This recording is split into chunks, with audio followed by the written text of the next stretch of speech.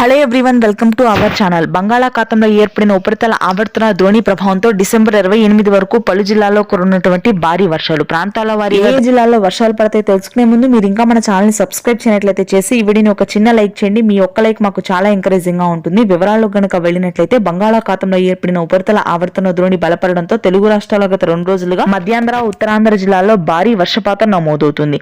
ముఖ్యంగా శ్రీకాకుళం, విజయనగరం, విశాఖపట్నం, పార్వతీపురం, అన్యం, అల్లూరి సీతారామరాజు, తూర్పుగోదావరి, పశ్చిమ గోదావరి జిల్లాల్లో భారీ వర్షాలు నమోదు కానున్నాయి.